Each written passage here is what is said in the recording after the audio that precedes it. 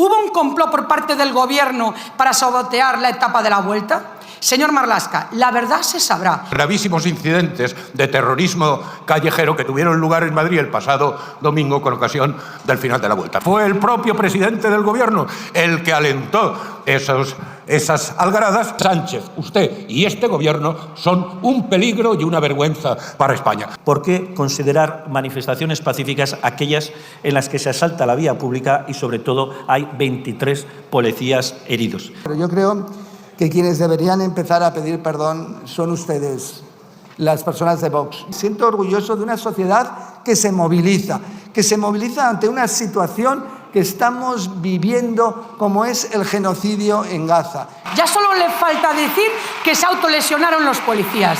De verdad, no tiene vergüenza. Esas fuerzas y cuerpos de seguridad del Estado le desprecian. La prepotencia, la corrupción, las mentiras y la hipocresía de este Gobierno, del que usted, señor ministro, es un magnífico exponente.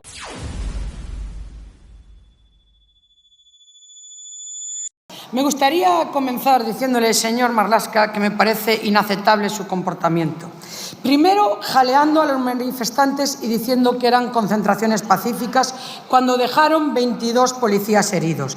Y después amordazando a la policía para que no actuase.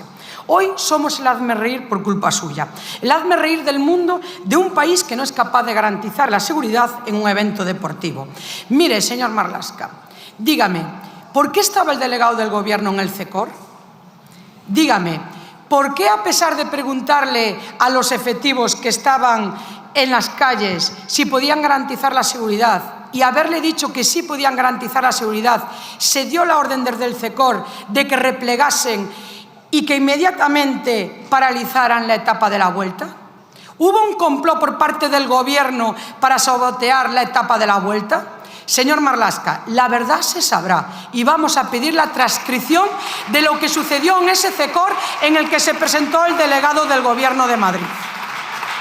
Mire, no sé cómo no se le cae la cara de vergüenza después del ridículo más espantoso que hizo usted. Señorías, señor ministro de Interior, en cualquier democracia normal hoy usted no hubiera subido a esta tribuna, porque habría tenido que dimitir o estaría cesado por los gravísimos incidentes de terrorismo callejero que tuvieron lugar en Madrid el pasado domingo con ocasión del final de la Vuelta. Pero en esta democracia no. En esta democracia gravemente infectada por el virus del sanchismo, fue el propio presidente del Gobierno el que alentó esas algaradas, de modo y manera que puso en riesgo, sin importarle poner en riesgo, la seguridad de personas, de ciclistas, de policías, y sin importarle tampoco causar nuevamente un daño grave a la imagen exterior de España. Y por eso el delegado del Gobierno se permitió jactarse del éxito de las protestas y convertirse en vocero de los violentos. Y usted mismo se felicitó de que, según usted, las protestas habían sido pacíficas cuando había 22 policías heridos a causa de la violencia practicada por los manifestantes.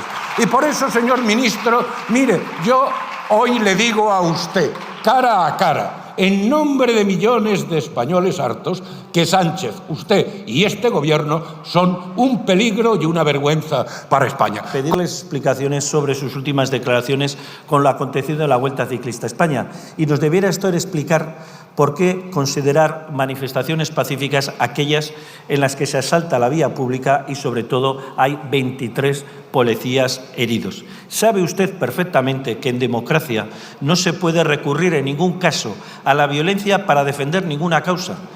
Y eso es lo que está ocurriendo, porque el problema va a ser a futuro, señor ministro. Si ahora hay colectivos, violentos o no, que asaltan las calles, ¿qué va a pasar cuando otros colectivos, violentos o no, pues boicoteen procesiones, asalten calles, boicoteen negocios? ¿Qué va a hacer el Ministerio?